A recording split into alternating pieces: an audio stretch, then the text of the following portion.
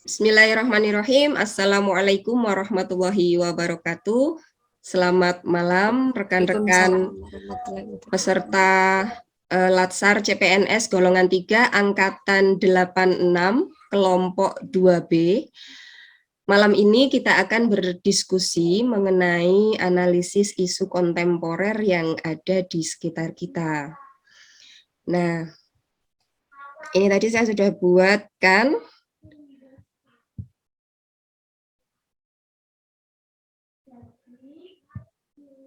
Ya, bisa dilihat ya.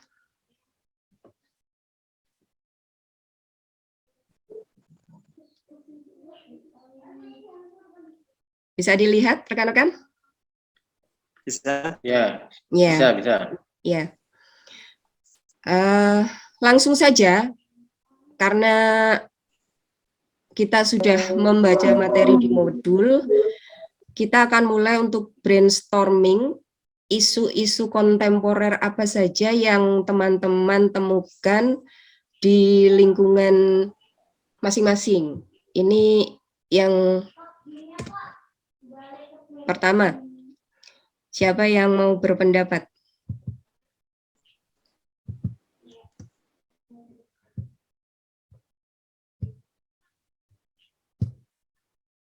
Saya nggih, duluan nggih.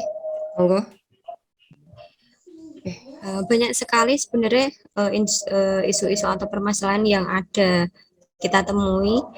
Ini berhubung dengan tupoksi saya di dunia pendidikan. Ini yang paling hangat itu adalah pembelajaran daring. Nah, pembelajaran daring ini kemarin hampir 2 tahun di sekolah kami itu melaksanakan pembelajaran daring dengan sistem daring.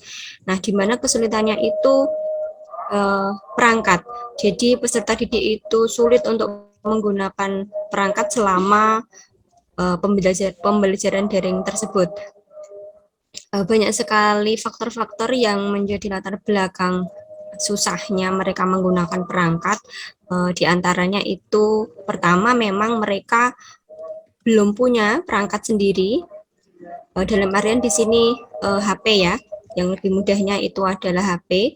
Kemudian yang kedua itu mereka punya, tetapi minim informasi penggunaan tentang HP tersebut untuk pembelajaran daring, karena di sini memang guru memang sedikit memaksakan untuk menggunakan sistem-sistem daring atau aplikasi-aplikasi daring yang biasa digunakan untuk pembelajaran. Kemudian yang ketiga, apabila mereka mempunyai perangkat, itu juga terkendala dengan kuota. Jadi daring itu kan tentu saja jarak jauh yang harus menggunakan kuota, dan kuota tersebut terbatas untuk mereka. Dan yang keempat, jika mereka sudah mempunyai kuota itu juga ini kuotanya itu tidak stabil, maksudnya sinyalnya, jaringan internetnya itu tidak stabil, sinyalnya tidak stabil. Jadi di sini memang seperti lingkaran yang sulit untuk kami temukan solusinya. Nah, ini menjadi PR untuk kami yang sebagai pendidik, ini menstabilkan sistem pendidikan yang harus sinkron antara input dan outputnya. Jadi sistem pembelajaran dengan hasil pembelajaran itu sendiri itu harus stabil, harus ada koneksinya seperti itu. Ya, baik. Itu untuk isu yang bisa saya sampaikan. Nanti mohon tanggapannya dari Bapak Ibu semuanya. Terima kasih. Monggo dilanjutkan. Oke. Terima kasih Mbak Ati Wijayanti. Bagaimana Bapak Ibu, mau ditanggapi apa langsung ke isu yang kedua dulu? Kita lagi cari alternatif isu dulu ya. Maksudnya kita ngomong dulu itu, nanti baru kita analisis. Baiklah. Untuk Isu yang kedua, silahkan. Ini dari saya. Ya, silahkan Pak Gunawan. Ya, ini saya mengambil tema ini, perubahan iklim.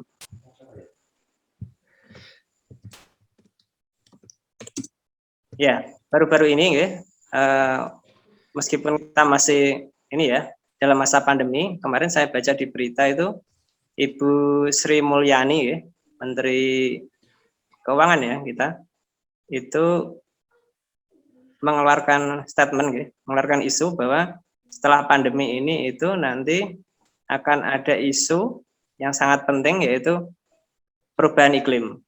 Oke. Dan ini sudah kita rasakan saat ini, bukan hanya di bidang pertanian, saya kira di semua bidang, kayak kemarin di Jakarta itu isunya 10 tahun lagi Jakarta akan tenggelam, salah satunya karena mencairnya kutub es di kutub utara, sehingga dikhawatirkan nanti banyak wilayah di Indonesia ini yang akan tenggelam. Kalau di bidang pertanian sendiri, itu mungkin banyak sekali petani yang gagal panen karena kekeringan, terus hujan yang tidak menentu. Ya. Efeknya apa? Efeknya itu hama dan penyakit itu banyak sekali. Itu penyebab kegagalan. Seperti itu. Kalau untuk kita sendiri sebagai manusia mungkin kita rasakan banyak ini ya, banyak penyakit gitu ya yang menyerang kita saat ini. Ya karena mungkin cuacanya yang ya kadang panas, hujan, jadi kadang musim kemarau tapi basah gitu. Ya. Isu perubahan iklim yang terjadi belakangan ini ya. Ya. Ini penyebabnya ada banyak sekali. Nanti kita akan lihat dan kita bandingkan dengan isu-isu lain. Baik, Pak Gunawan, terima kasih untuk isu selanjutnya. Monggo silahkan.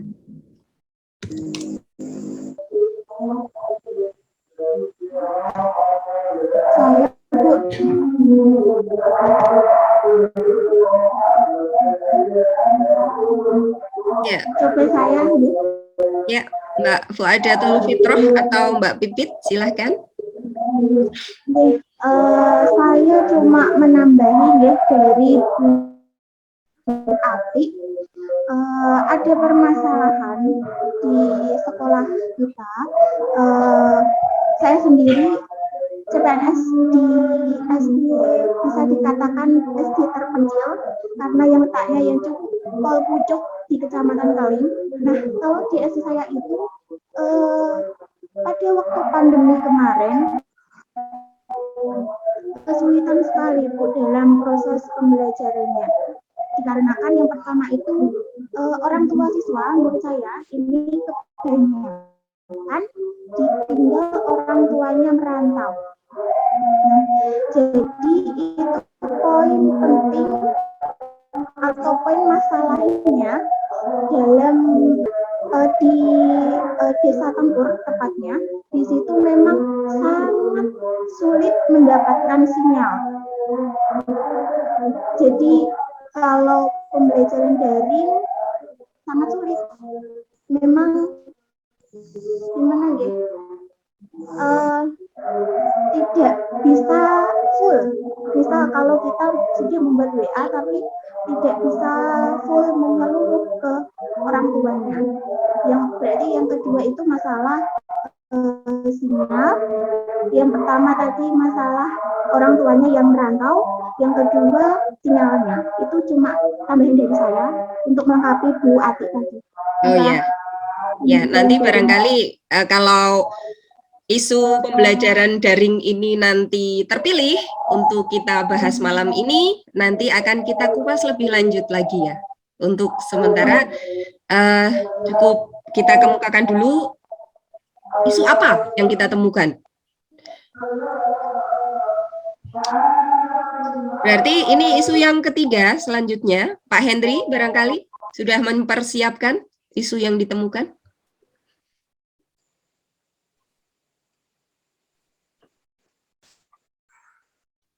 Cek, halo, Ya, oke, saya didengar. bisa. Baik, saya akan menyambung dari yang pendidikan, karena memang tahunya cuma di situ-situ saja. Aduh, mohon maaf ini Pak Gunawan, sepertinya Pak Oh, tidak Gunawan, apa-apa.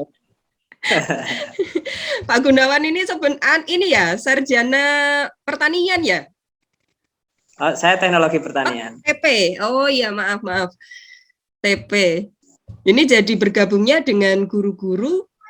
Tapi Pak Gunawan punya putra-putri yang sudah sekolah barangkali? Ada. Oh Anak iya. saya yang pertama itu 2 Oh SD. iya. Berarti Mengalami daring juga ini. Iya, berarti bisalah ya masuk lah ya. Kalau Ya. misalnya nanti yang terpilih adalah pembelajaran daring, ini karena Bapak Ibu guru di sini ya taunya udah kuplek pembelajaran daring. Sedikit-sedikit. Lah nanti kita bisa share dari sisi orang tua dan dari sisi guru. Baik sekali ini. Oh, ya, betul. Ya. Ya. Monggo Pak Hendri. Mohon maaf tadi saya potong, bagaimana? Ya, di era pandemi ini yang menjadi masalah di pendidikan, menurut saya yang pertama validitas nilai siswa yang tidak akurat, karena semua tugas khusus yang SD ya Bu, Ya. yang SD itu dikerjakan oleh orang tuanya, bahkan tulisan saja dituliskan orang tuanya untuk yang kelas 1, 2, 3 itu. Karena memang yang kelas 2 sekarang itu kelas 1 setahun itu tidak belajar di sekolah, sehingga kadang memang ada yang tidak bisa baca dan tidak bisa nulis yang sudah kelas 2 sekarang. Nah, mau nggak mau kan dikerjakan orang tuanya, jadi validitas nilainya tidak akurat. Kemudian masalah yang selanjutnya adalah kebosanan siswa terhadap materi daring seperti ini. Jadi minat belajarnya menurun karena bosan dengan pembelajaran yang begitu-begitu saja, online terus, tugas lewat WA terus. Nah, itu menyebabkan siswa menurun minat belajarnya. Saya kira itu Bu yang saya tambahkan. Kalau yang lain-lain seperti yang tadi masalah sinyal kuota dan lain-lain hampir sama semua seperti itu juga. Terima kasih. Sama-sama. Berarti ini sebenarnya poin 3 dan 4 ini apakah menjadi satu isu tersendiri atau akan kita masukkan ke dalam permasalahan pembelajaran daring selama pandemi? Monggo, saya tawarkan. Untuk poin 3 dan 4.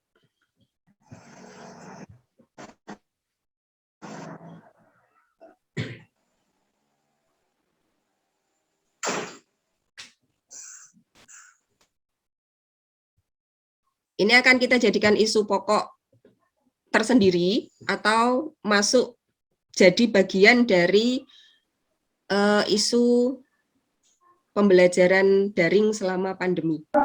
Jadi ini tadi kan masuknya ke belum efektifnya PJJ di era pandemi ini ya. Kalau saya bisa tarik garis besar dari apa yang sudah rekan-rekan sampaikan, dengan validitas nilai siswa yang tidak akurat, kemudian minat belajar siswa yang menurun, ini kan menandakan bahwa efektivitas PJJ di era pandemi ini belum ada. Ngaten nggih? Ya. Ya, ya. Berarti cuma satu isu itu. Iya. Padahal harusnya kan banyak isu, kemudian kita nanti tentukan satu yang paling baik gitu kan? Iya. Jadi bagaimana?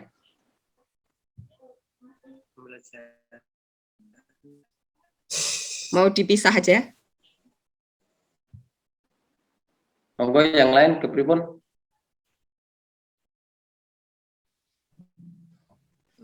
Dipisah juga nggak apa-apa, itu kan dari sudut pandang subjeknya juga subjeknya sama, tapi itu nanti kan apa yang dianalisis kan objeknya berbeda gitu loh. Kalau misalkan saya itu nanti lebih ke objeknya itu perangkatnya. Kemudian kalau masalahnya dari Pak Hendri itu tadi ke siswanya langsung gitu ya, nilai siswanya. Kemudian kalau dari Poin 4. Mbak Pipit itu tadi menurut saya objeknya itu lebih ke kerjasama atau hubungan dengan wali murid seperti yang kurang bagus. Oh iya, berarti saya tambahkan di Menurut saya sini ya. begitu. Ya. Ini tadi yang dari Meskipun itu berhubungan, tapi kan objeknya itu beda-beda gitu loh. ya. Nah, itu nanti kita ambil salah satu objek yang paling apa ya ini ya, paling ternyus lah dari kelima itu. Ini minimnya kerjasama orang tua dengan guru atau bagaimana? Kalau saya tadi menanggapinya sih orang tua dengan guru ya. Jadi karena orang tuanya merantau, jadi gurunya itu juga sulit untuk mengadakan koordinasi. Begitu nggak Mbak Pipit ya?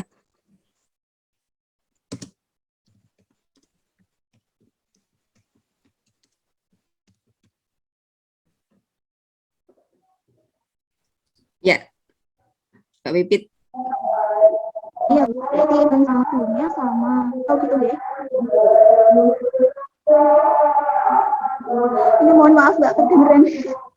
Oh ya, berarti sudah kita temukan 5 isu yang ada di lingkungan kita, teman-teman. Ini berarti kita akan mulai saja untuk melakukan teknik tapisan. Tadi kita sudah sepakati untuk menggunakan isu AKPK nggih.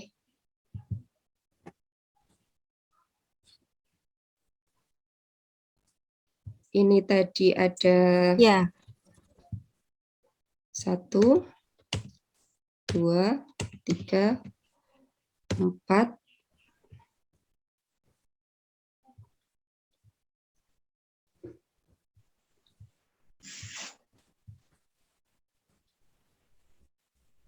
Perangkat, perubahan iklim, validitas nilai, kerjasama.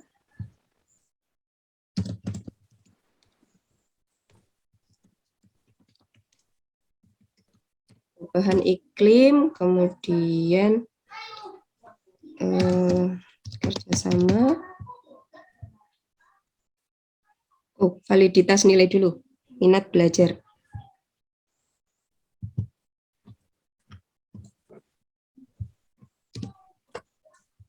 Ya.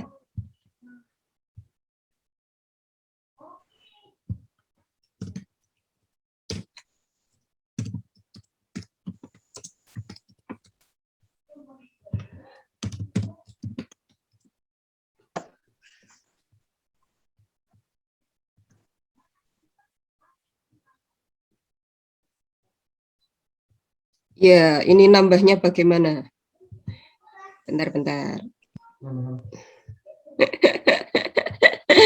Ya kan, kalau urusan begini pasti Pak Gunawan juga file. Saya punya senyum aja nih. Iya. Row.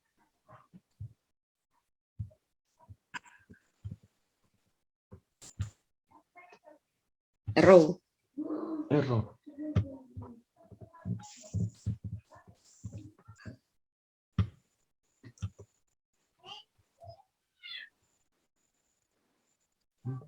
Karena nggak ada insert row.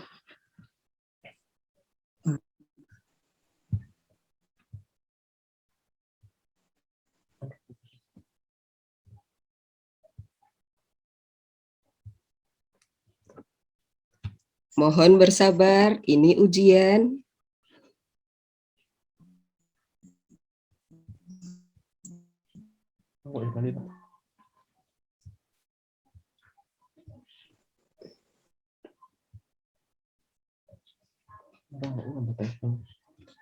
Itu nanti jadi nambah tabel.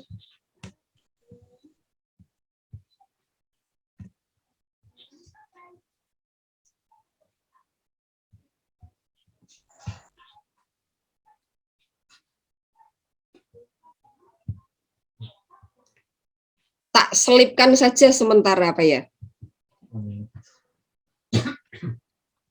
Ini 4. Bisa nggak ya? 5.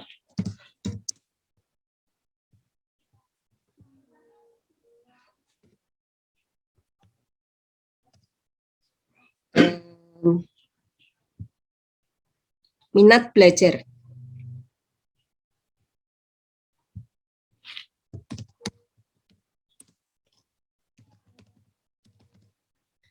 Ya. Sampun, Bapak Ibu?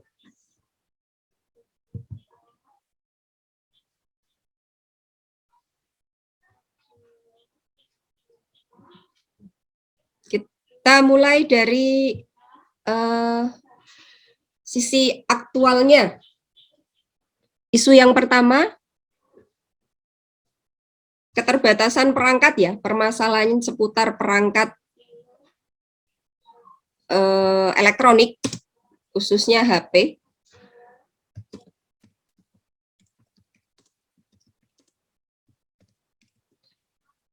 Dalam PJJ. Monggo.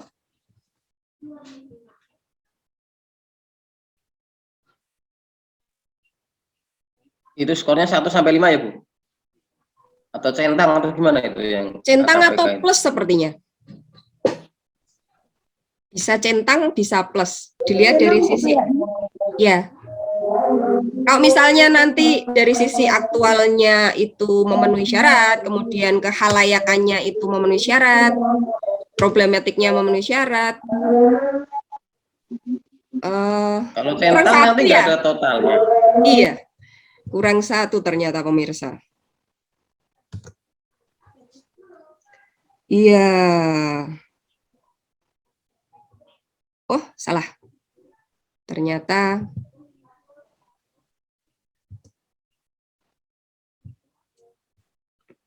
akhirnya saya bisa, pemirsa.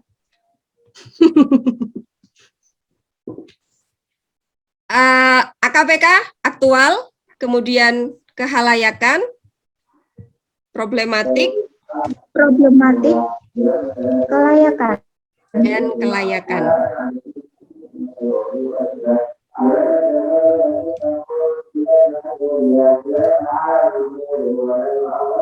Kelayakan. Demikian ya, Bapak Ibu. Ya. Oke. Masalah keterbatasan perangkat elektronik dalam pembelajaran PJJ ini secara tingkat aktualnya memenuhi aktualita tidak?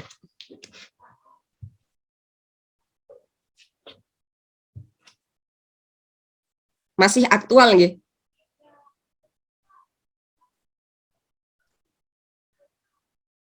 Kalau saya masih aktual, nggih.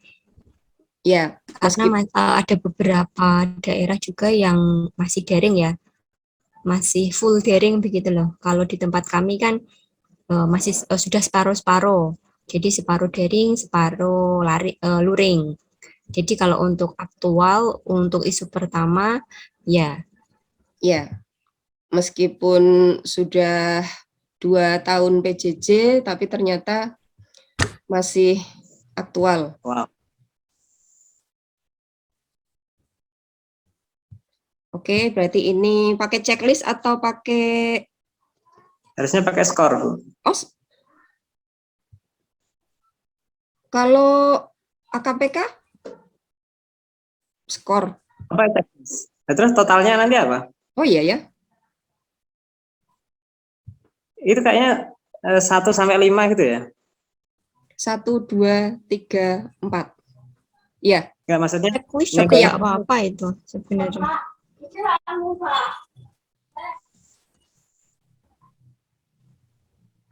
Beda ya, kalau USG 1 sampai 5. Kalau yang pakai USG itu pakai angka 1 sampai 5. Kalau yang AKPK itu setahu saya hanya di checklist Kayak atau checklist. di plus aja. Jadi kalau ini memang memenuhi kriteria, itu kita berikan checklist. Nah, kalau dari keempat-empatnya ini ada checklist, kita lihat yang paling banyak checklistnya yang mana. Misalnya, ini secara aktualnya masuk, kelayakannya masuk, problematiknya masuk. Berarti kan nanti ada 4. 4 memenuhi semua.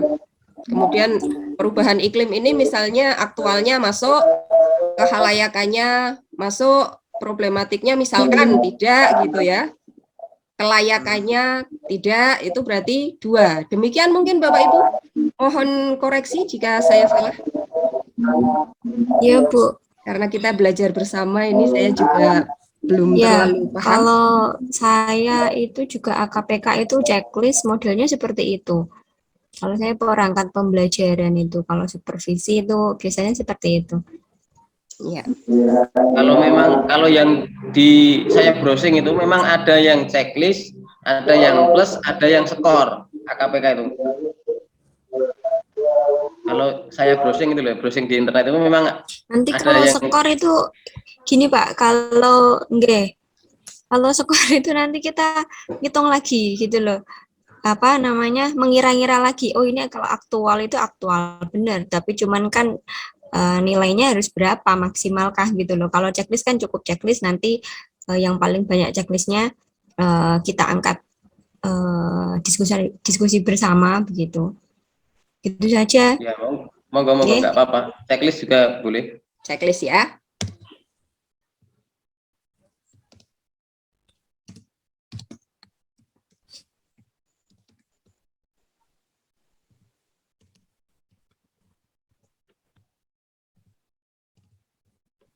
Jadi ini masih aktual ya? Ada yang berbeda pendapat barangkali? Ya, masih.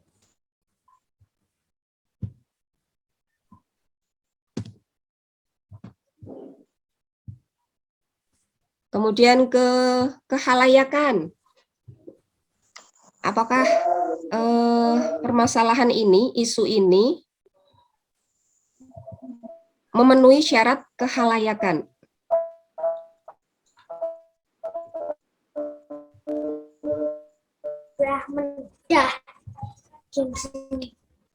Ini kan isu dari saya, jadi monggo Bapak Ibu yang memberikan pendapat untuk penilaian AKPK-nya. Jadi nanti kalau saya yang menilai, nanti tentu saja semua Masuk, itu kan ya. karena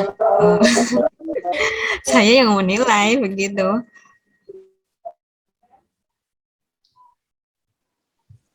Tapi kalau jujur, boleh jujur, itu sebenarnya untuk saat ini itu lebih ke validitas nilai karena berhubungan langsung objeknya itu murid ya di situ.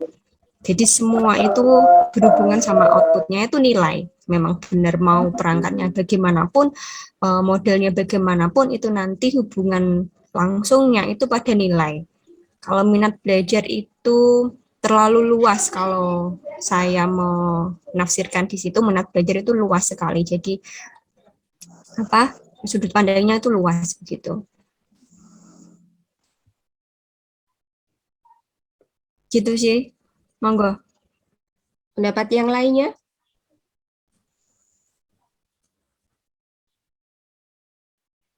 Atau sebelum kita ke sana, barangkali bisa disampaikan kehalayakan itu maksudnya apa sih sebenarnya tuh?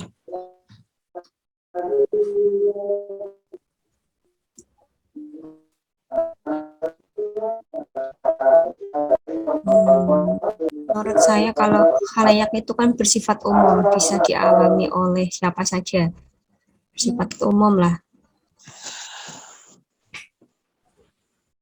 Ya, menambahkan khalayakan kalau yang di modulnya Pak Klau itu artinya isu yang menyangkut hajat hidup orang banyak. Kalau perangkat elektronik dalam PJJ ya menurut saya hanya di lingkup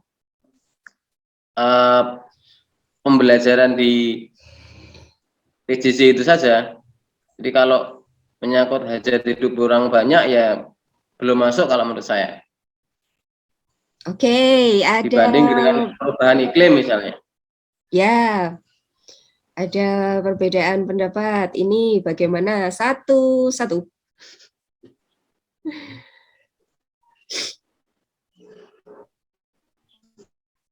Saya lebih cenderung setuju Pak Hendri ya. Ya. Berarti ini belum masuk ya? Baik.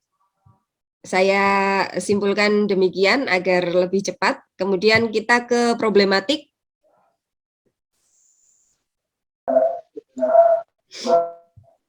Masuk kalau itu. Oke. Menjadi masalah. Menjadi masalah. Kelayakan.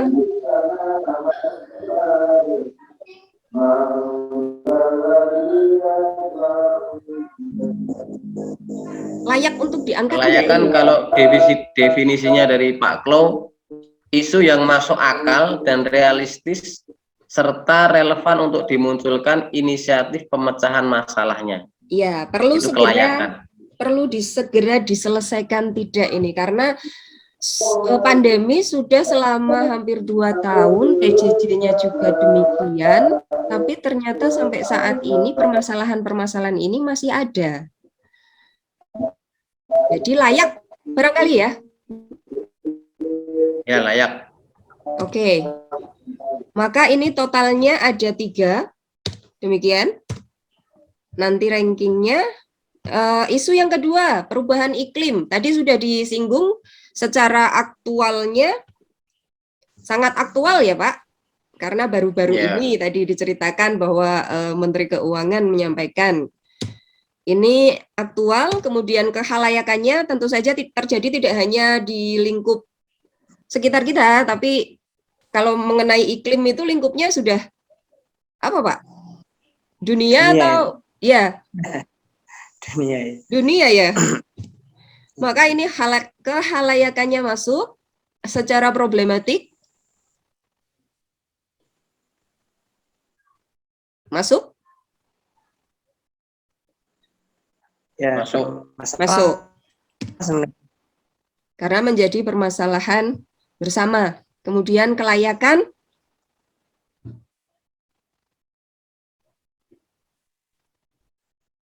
Layak. Ya. Demikian. Maka ini 4. Validitas nilai.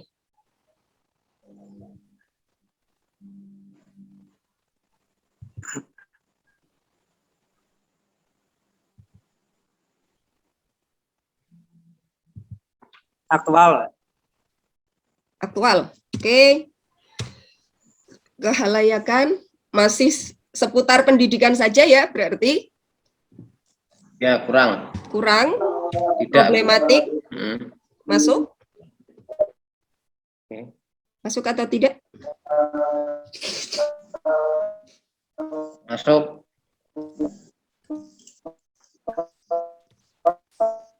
Kelayakan? Layak. Ada 3 juga. Skornya sama dengan yang pertama. Kemudian kerjasama apa tadi? Sinergitas antara orang tua dengan guru yang minim. Saya kira tidak aktual kalau yang itu. Minim kerjasama.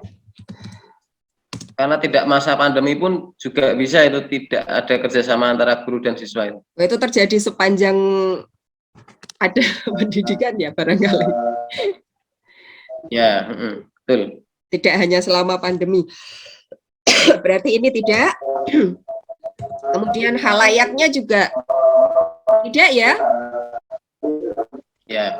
Karena saya rasa ada juga sekolah-sekolah yang memang memiliki sarana komunikasi antara orang tua dengan pihak sekolah, entah itu melalui buku pantauan akademik maupun pantauan kegiatan sekolah, dan melalui grup WA. Kalau misalnya orang tuanya tidak ada, orang tuanya bekerja di luar kota, kan setidaknya bisa dimasukkan ke dalam grup WA wali murid untuk berkomunikasi mengenai perkembangan peserta didik. Demikian untuk tingkat kehalayakan.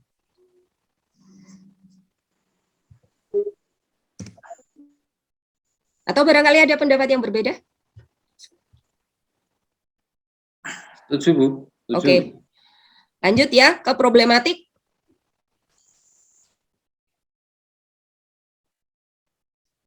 Ya, problem kalau itu. Nah, Oke. masuk, Bu. Itu Ya. tetap Ya. satu permasalahan yang perlu dipikirkan juga. Dan kelayakan masuk ya? Layak. Layak. Oke. Ini 2. Dan yang terakhir mengenai minat belajar siswa.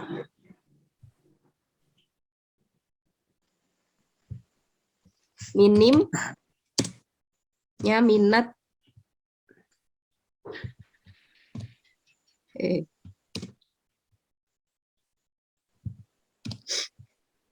aktual. Sudah lama ini ya terjadi. Ya, tidak aktual. Jadi tidak aktual. Kehalayakan, lagi-lagi karena hanya sebatas dalam tingkat pendidikan, maka ini kita anggap tidak memenuhi syarat kehalayakan, begitu? Ya. Ya. Kemudian problematik masuk ya. Ya, Dan kelayakan.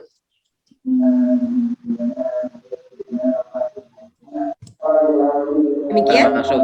Oke. Nah, rekan-rekan, ini sudah terisi semua. Maka kita akan buat rankingnya dari apa yang sudah kita isikan ini. Ternyata ada 2 yang sama. 4, 3, dan 2. Berarti ini ada 3 ranking ya? Ini 1 ya? Okay. Ini 2, kemudian ini yang 3. Demikian? Ya. Ya. Oke, dari apa yang sudah kita diskusikan bersama,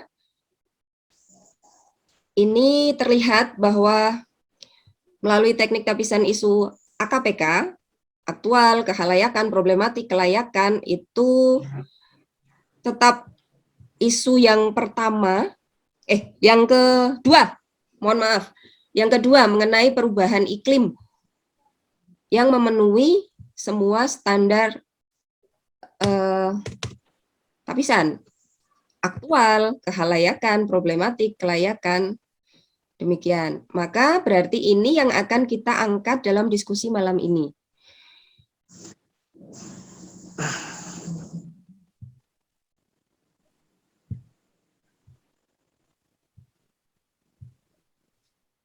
Ya, kesepakatan kita tadi akan menggunakan teknik analisis isu diagram pohon, nggih?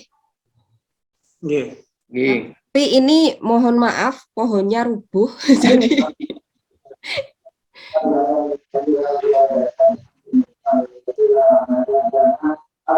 jadi akan kita isi dari sini. Ini isu utamanya saya letakkan di sini. Betul. Oke. Perubahan iklim.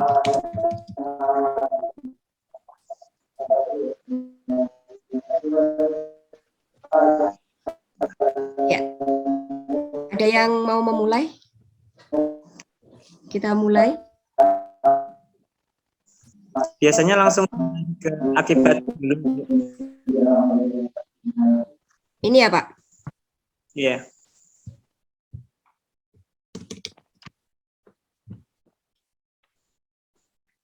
Sebenarnya perubahan iklim, Akibat dari Akibat- perubahan iklim. ya. Sebenarnya banyak sekali ya Banyak akibatnya tadi ya. sekali ya. Apakah kita akan tuliskan semua? Kita milih satu yang paling ini aja, Ibu. Yang paling ini akibat yang paling utama seperti itu. Iya.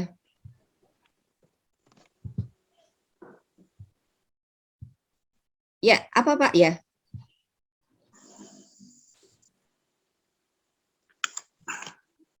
Kalau menurut saya nanti akibat yang paling utama mungkin bisa terjadi ini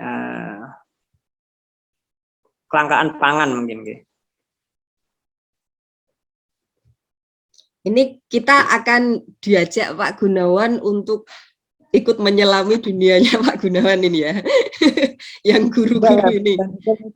Bukan hanya ini ya, bukan hanya di pertanian mungkin ya, tapi semua dimensi terpengaruh ya. Jadi bukan hanya di bidang pertanian ya. Oh ya, berarti ini dari Pak Gunawan tadi perubahan iklim ini kalau kita lihat dari bidang pangan itu akan menyebabkan kelangkaan bahan pangan kalau dibiarkan terjadi berlarut-larut. Nah, kalau rekan-rekan yang lain barangkali bisa melihat dari sisi yang berbeda, misalnya dari tingkat kesehatan masyarakat atau yang lainnya. Silahkan.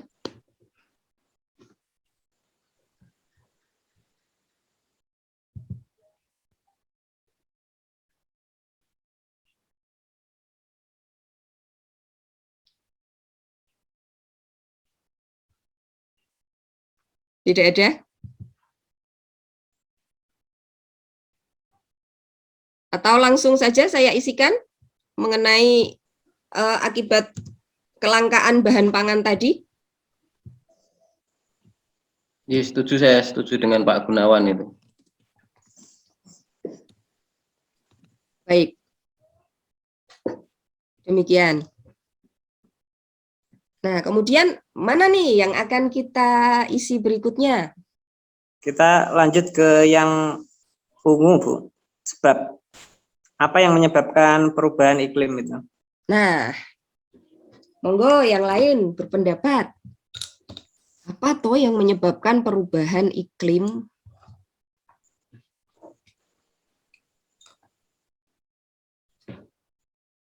Kalau saya baca di literatur, salah satu penyebab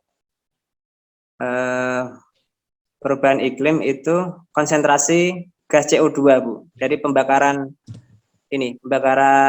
kendaraan bermotor,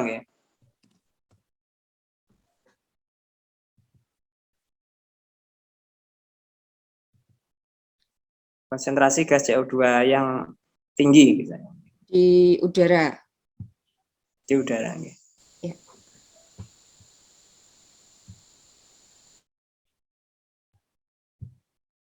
Ya, monggo sambil saya mengedit dilanjutkan penjelasannya, boleh Pak?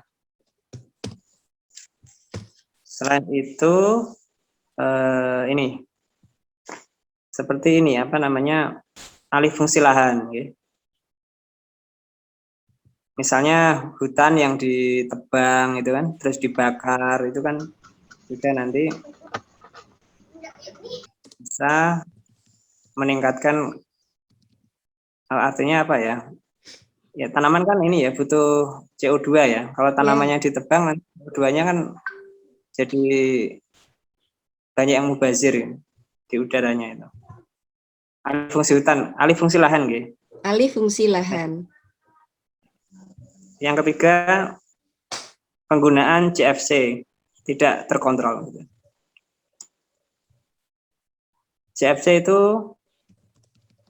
yang ada di kan Bu, AC. Freon itu ya Pak ya? Iya. Ya. Ibu-ibu tahunya freon Pak.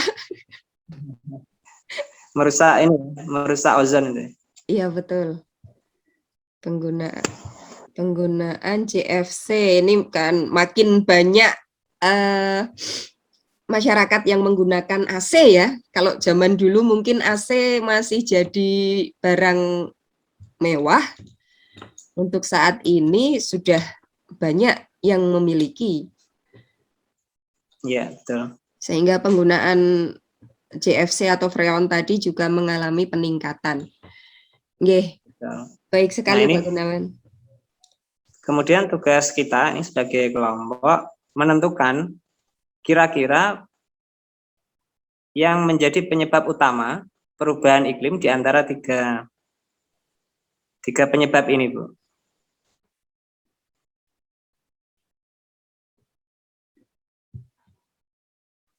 Monggo, teman-teman yang lain silakan berpendapat.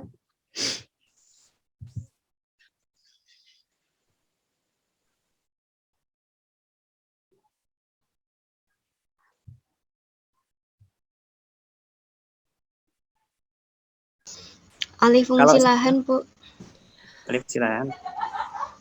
Alih fungsi lahan. Karena nanti akan kita kaitkan dengan akibatnya yang berupa kelangkaan bahan pangan, mungkin Pak Gunawan.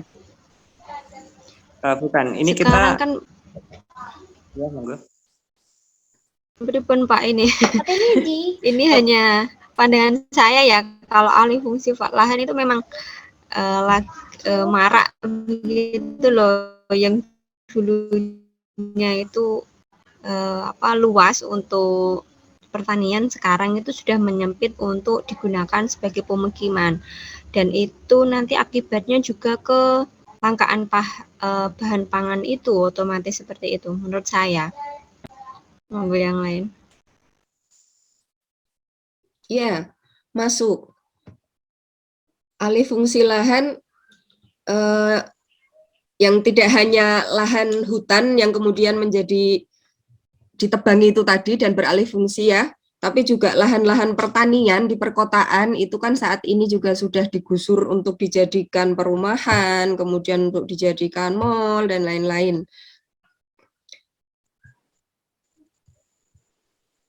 Ya, memang betul Ibu. Jadi alih fungsi lahan itu juga salah satu isu utama ya, terutama di Asia Pasifik ini. Ternyata dari penelitian itu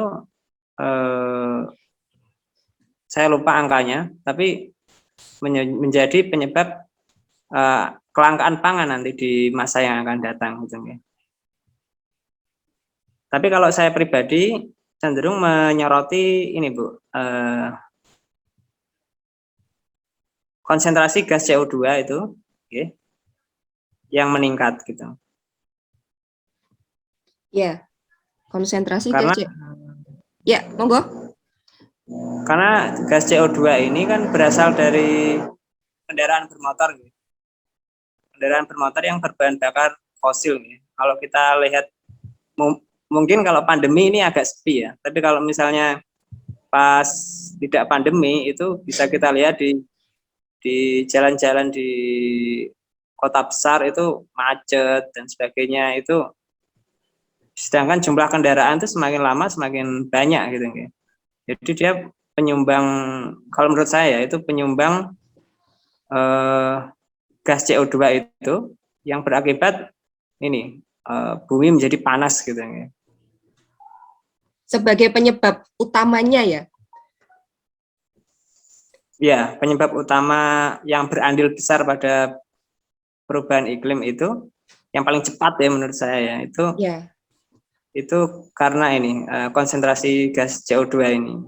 Ya, saya juga bisa menangkap bahwa mungkin secara jumlah kendaraan bermotor yang mengeluarkan gas CO2 dengan jumlah alih fungsi lahan dan jumlah penggunaan AC di masyarakat itu paling banyak ya penggunaan kendaraan bermotor ini ya berarti. Iya, saya berpikirnya seperti itu. Bagaimana rekan-rekan? Hubungannya dengan kelangkaan bahan pangan bagaimana itu, Pak? Ya, monggo. Nah, kalau kelangkaan bahan pangan itu sebagai akibat dari perubahan iklim, karena kalau kita ketahui sekarang ini itu iklimnya itu, nah sebagai contoh gini Bu. Jadi kemarin petani kita itu nanam kedelai misalnya gitu. Kedelai itu sebenarnya butuh ini apa sedikit curah hujan gitu.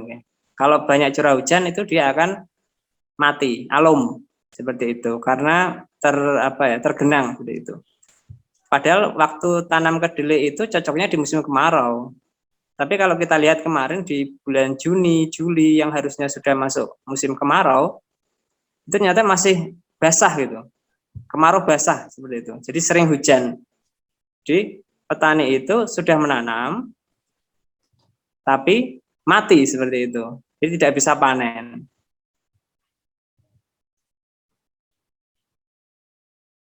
Itu contohnya. Contoh yang lain misalnya itu kalau di Jepara itu ini ya nggak ada banjir ya Bu ya. Kalau di Pati itu kemarin juga banjir ya Bu. Yang harusnya hujannya sudah jarang, tapi ternyata masih banyak gitu. Jadi banjir akibatnya tidak bisa panen.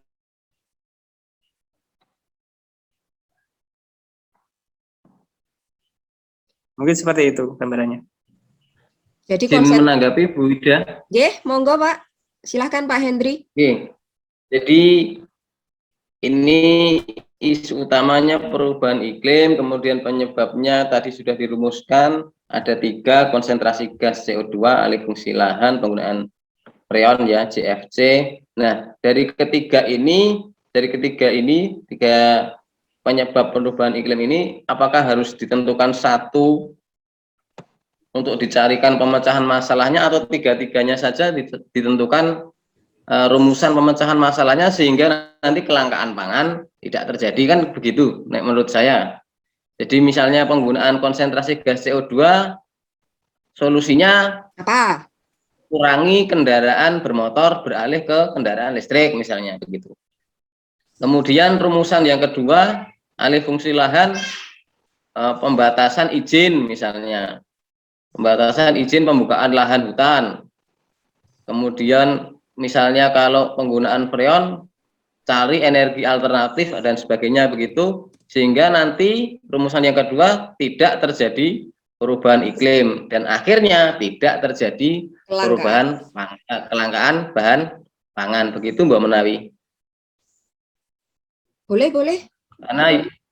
Karena yang di rumusan diskusi kelompok itu kan yang poin 2 disuruh mencari rumuskan alternatif pemecahan masalah dari isu tersebut dengan menggunakan salah satu teknik analisis isu yang saudara kuasai. Nah, kita sudah menggunakan pohon diagram ini, kemudian dari 3 penyebab ini kita cari solusinya, kemudian tidak terjadi perubahan iklim dan akhirnya tidak terjadi kelangkaan bahan pangan. Pilih begitu. Mohon yang lain monggo ditanggapi bagaimana. Terima kasih.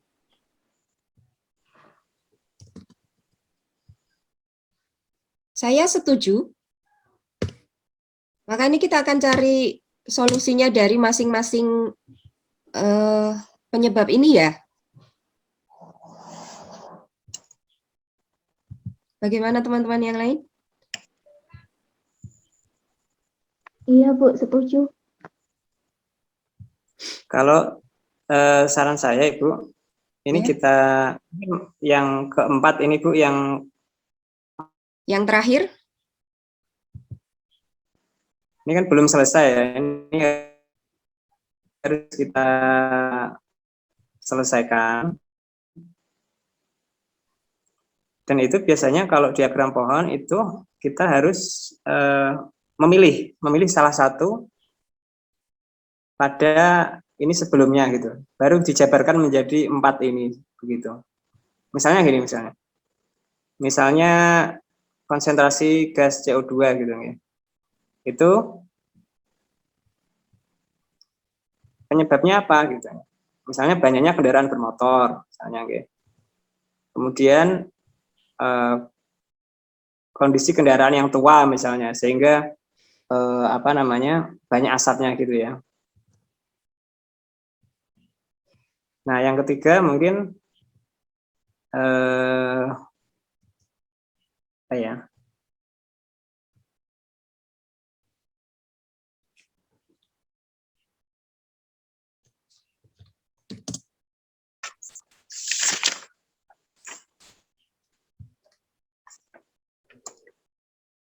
bisa ini apa misalnya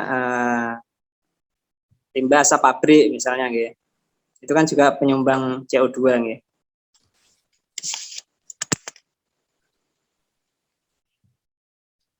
Pendapat yang lain ada barangkali?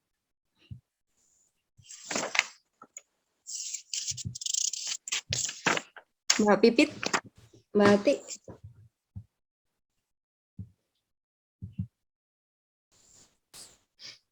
Nggih. Ngikut. Kalau misalnya 4 ini terlalu banyak, bisa dikurangi, Bu. Ya.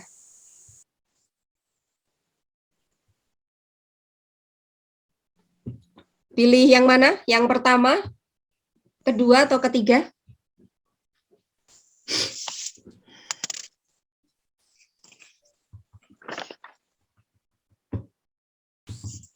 Yang ada paling dekat dengan kita ya mengenai masalah kendaraan bermotor barangkali.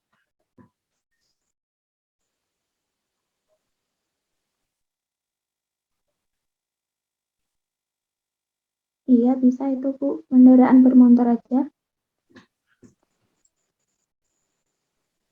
Berarti ini bagaimana kita menyelesaikan permasalahan meningkatnya konsentrasi gas CO2 yang disebabkan oleh jumlah kendaraan bermotor gitu ya, Pak? Iya.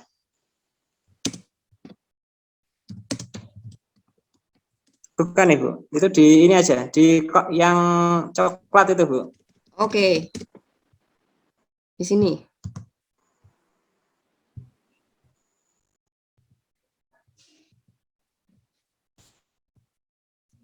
Nah, tujuan kita nanti kalau misalnya kita nanti memilih itu, nggih, jumlah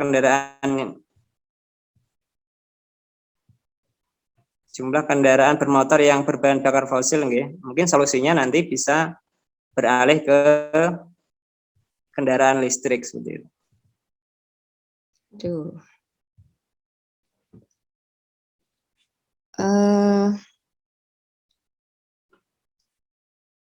Beralih ke kendaraan listrik.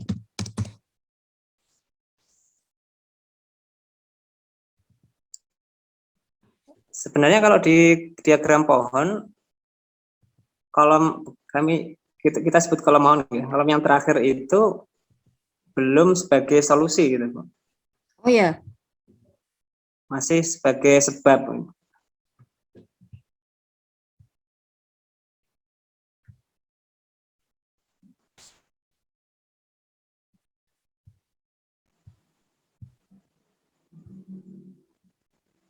Ini diskusi kita lama, enggak apa-apa ini, Bu.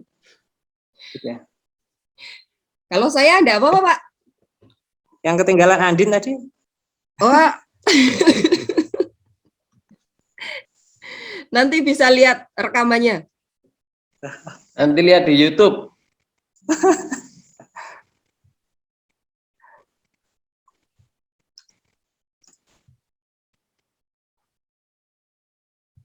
Lihat di YouTube.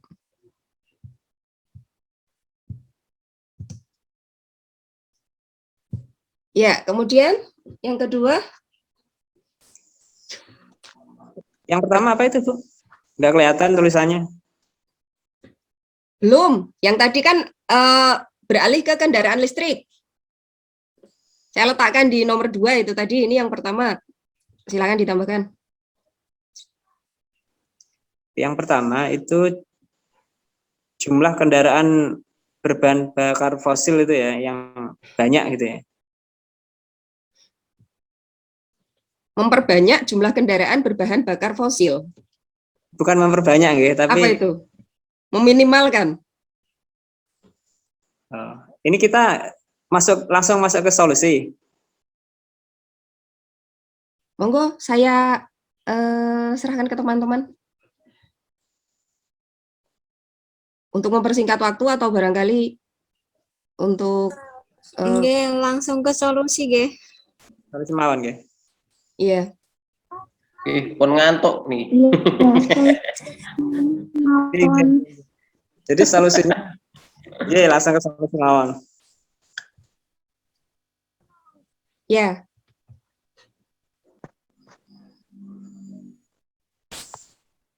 analisis. Solusinya tadi Pak Hendri apa Pak Hendri? Mengganti kendaraan berbahan bakar fosil Dengan listrik, dengan Kendaraan motor listrik. Oh, sama dengan yang ini tadi ya? Beralih ke kendaraan listrik ini tadi ya? Oh iya, udah itu. Oh, udah ya. Mengganti kendaraan berbahan bakar fosil dengan kendaraan listrik.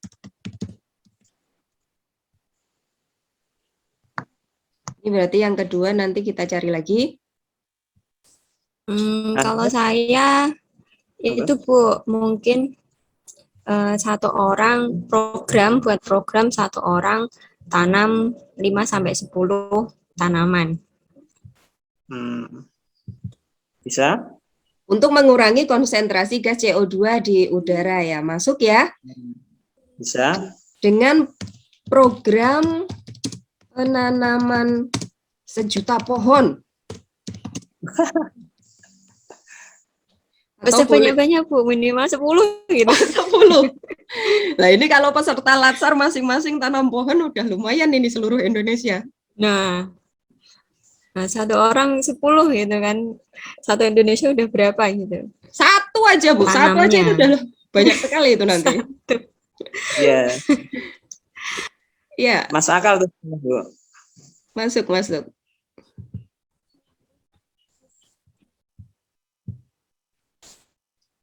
Nah, kalau saya usul lagi mungkin perbanyakan ini ya Bu, kendaraan umum ya, sehingga nanti bisa mengurangi kendaraan pribadi. Bisa nggak ya diterapkan di Jawa ya? Itu kalau di Jakarta bisa itu kayaknya. Moda transportasi.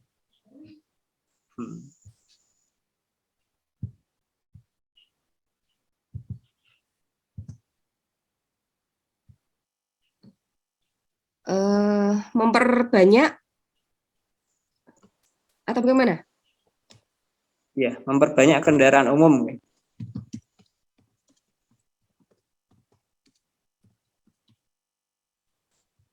Banyak kendaraan umum. Memperbanyak dan meningkatkan kualitas gitu aja ya. Kendaraan umum. Kalau banyak saja tapi kualitasnya kurang bagus juga kurang menarik mungkin ya. Kampanye penggunaan kendaraan umum. Berarti ini ya Pak, memperbaiki fasilitas angkutan umum agar banyak digunakan oleh masyarakat gitu.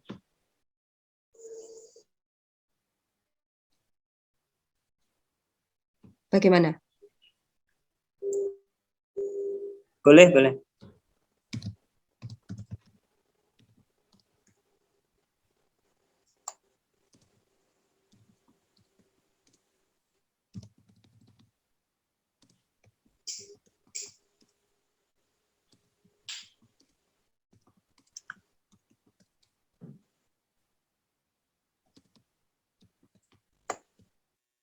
Ya, kalau kendaraan umum itu, angkutan umumnya itu kualitasnya bagus, kenyamanannya dapat, tentu saja akan banyak yang menggunakan ya. Betul. Yang terakhir? Yang terakhir ya, itu mungkin ini Bu, pembatasan izin umur kendaraan gitu mungkin ya. Jadi disinyalir kan kendaraan yang tua itu biasanya olinya bocor atau gimana ya, asapnya itu sampai ini ya, banyak gitu ya.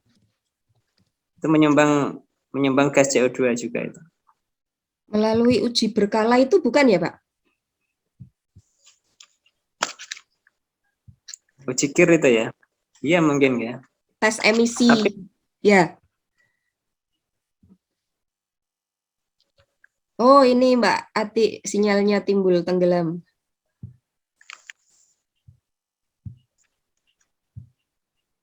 atau apa ya? Ya itulah ya.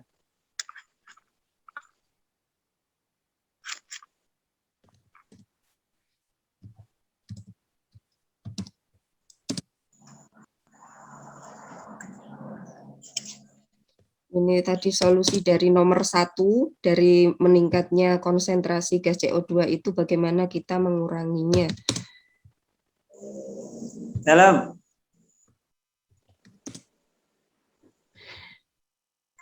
Ya. Ya, sudah dinantikan. Sudah dipanggil istri nih, Bu. Wah, ini diajak nonton Andin pasti. Oke. Bagaimana teman-teman? Ini sudah sampai pada solusi tadi, kita memilih untuk mengangkat sebab yang pertama, yaitu konsentrasi gas CO2 dengan beberapa solusi yang bisa kita tawarkan. Silakan, barangkali ada yang mau menyimpulkan diskusi kita pada malam hari ini sebelum nanti akhirnya akan saya akhiri karena sudah terlalu malam. Iya, betul. Tapi kalau ini ya Bu ya, sebenarnya endingnya Analisis ini. Pohon itu enggak, analisa itu kan kita menentukan prioritas ya, prioritas penyelesaian masalah itu. Ya, dari keempat solusi kita tawarkan itu, ya, itu harusnya kita ada prioritas. Prioritas yang pertama apa, yang kedua apa, yang ketiga apa, yang keempat apa gitu ya. Dan kalau saya lihat dari solusi-solusi ini yang mungkin bisa diterapkan secara cepat gitu ya. Secara cepat itu yang usulnya Mbak Atik nggih. Iya. Yaitu penanaman pohon minimal 10 nggih, 1 orang ya. Itu sebenarnya solusi yang cerdas nggih, karena memang tidak memerlukan biaya yang terlalu banyak. Karena kalau misalnya ganti listrik itu biayanya juga banyak nggih. Kemudian yang lain juga butuh perizinan, butuh waktu nggih. Jadi saya kira untuk, kalau menurut saya nggih, itu prioritas yang pertama yaitu penanaman pohon itu tadi. Iya. Saya ikut. Bagaimana dengan yang lain? Idem. Ya. Ikut. Baiklah, Bapak Ibu. Pak Henry sudah ditunggu Mbak Andin soalnya. Ditunggu anaknya, Bu. Anaknya mertua khususnya. Ya, demikian tadi yang dapat kami sampaikan dalam diskusi analisis isu diagram pohon ini.